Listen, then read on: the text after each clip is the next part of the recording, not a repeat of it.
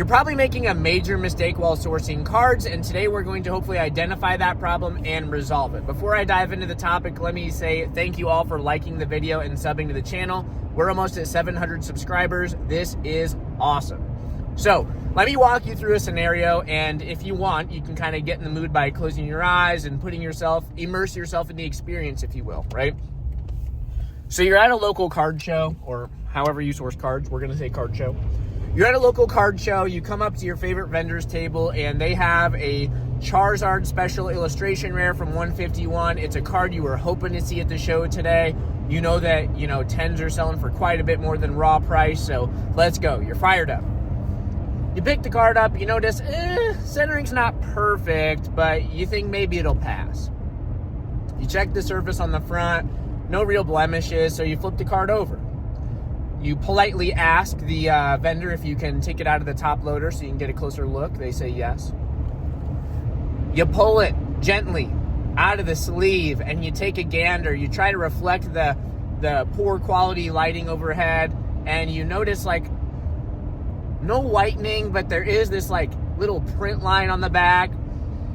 But you'd only really see it under one angle if you hold it with your left hand, and you're hoping, PSA might not notice that. So you offer the vendor something like 90%, they counter you 95, you shake on it, the card is yours. Transaction complete. You send that puppy off to PSA, of course they hit you with a PSA 9. What were you thinking? You fool! You knew it was gonna 9. In the situation that I just described, you're doing what myself and a lot of other resellers do.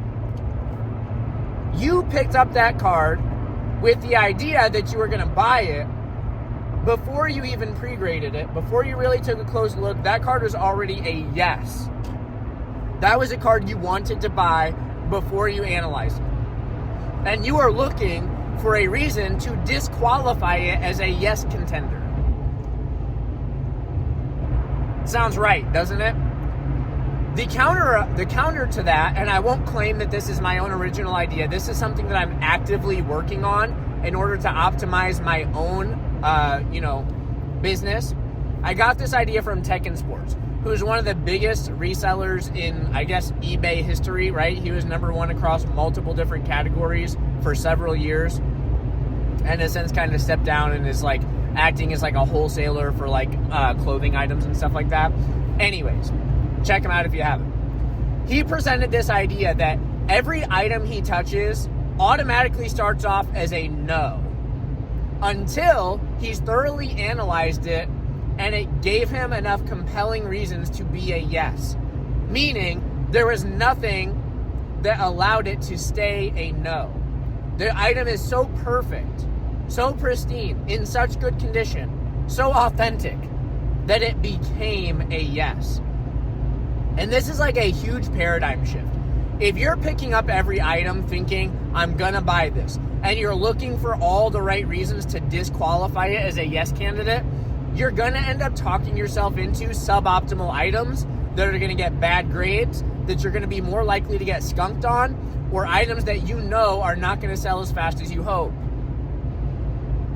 The alternative to that is be pickier. This might result in you spending a little bit less money up front, but once you get into a good rhythm, you're going to find that all you have to do to spend the same amount of money that you were previously is source more often. You're going to have to do more work, and I know that that's not lovely, that's not super appealing, but it's what's necessary. If you're picking up every item as a yes, you will end up convincing yourself to purchase items that suck. And if you purchase items that suck, you're going to be stuck trying to sell items that suck.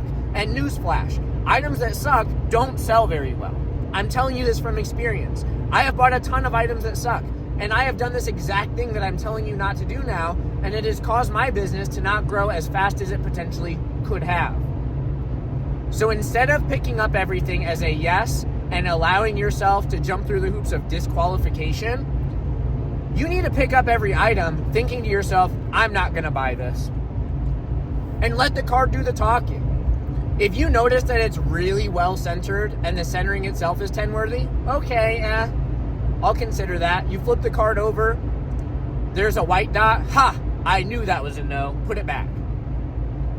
You pick up another card. Okay, centering on this looks legit. Really, you shouldn't be picking up a card if the centering looks bad in the first place. Again, speaking from an experience, like I've made this mistake a ton of times. You pick it up because the centering looks good. You don't see any indentations, no chipping on the foil. Okay, all right, I'll keep looking. You're giving the card, like you're deeming it worthy to keep looking. You're not giving it permission to be purchased yet. You flip it over, you notice there's no whitening, centering on the back is fine, there's no print lines, no scuffs, no roller marks. All right, I was wrong, I stand corrected.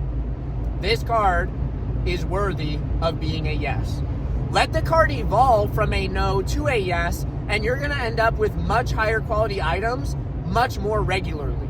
And you will find that even though it's gonna be a little bit of like a pinch at first, you're gonna, again, find yourself with a little bit less inventory, a little bit less often, but you're gonna end up with better items, and better items sell for more money, and better items sell faster. And that's the type of business that you want. You wanna be a business that sells good items quickly. You do not wanna be a business that sells crappy items slowly. That's not making money. Making money means good items fast. That's the equation, that's it. That's all there is to it.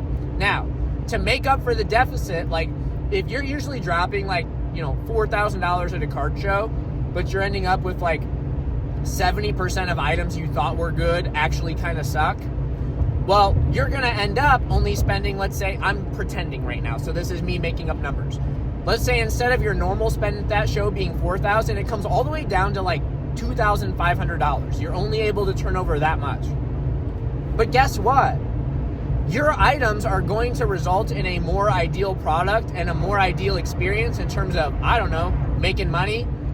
And all you have to do to spend that extra $1,500 is find another avenue to source from. This is where other platforms come into the equation. Like you can look online. You can go to TCG Player, eBay. Again, be selective.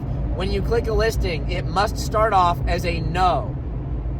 Let the card do the talking and let the card present to you why it should be a yes, undeniably. Another alternative, you might have to go to 2 card shows a month, maybe a card show every weekend. If you're trying to spend $20,000 a month or more, you're gonna have to go to more shows. You're gonna have to click more listings. You're going to have to do more work. And I know that's not as fun as just dumping all your cash at one show with one set of vendors or whatever, but it's just what becomes necessary. And you should be willing to do more work to make more money because that's how things go. Never has it been the case that you are doing less work for more money. You're always doing more work for more money. But Drew, I know a ton of rich people that are barely doing anything, okay? Well, think about the networks they've established. Think about the infrastructure that they have had to build in order to make that happen. They worked harder. They worked harder before they worked less, right? And as you build a network, you build credibility, which I did a video on. You might have more people coming out of the woodwork approaching you with collections, and you have to handle those the same way. Even if it's somebody that you are friends with or friendly with, or somebody that comes to you as like, oh, so-and-so sent me. Okay, well, it's a friend of a friend. Cool. Their items are still a no until proven otherwise. Now, this type of thing becomes easier if you're already buying like graded cards or whatever. It's like, all right, I'm picking up this PSA 10. Can I get it for a price that I can make money off of? If yes, buy. If no, don't settle for that. Move on. Put it down. Be more willing to say no.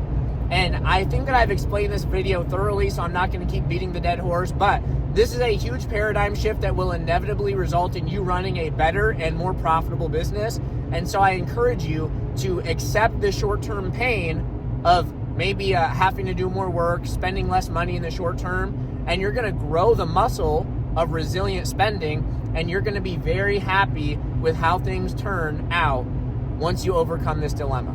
So again, to summarize, look at everything through the eye of a skeptic while you are purchasing, because you don't want to be stuck holding the bag. You want only good items that only sell quickly. You want none of the things that sell slowly and that lose you money, and that all comes from starting off with a no and letting it become a yes undeniably. I hope this one's helpful. Again, be sure to leave a thumbs up, subscribe to the channel. I appreciate you all. Best of luck with your sourcing. Let me know how this works for you. See you on the next one.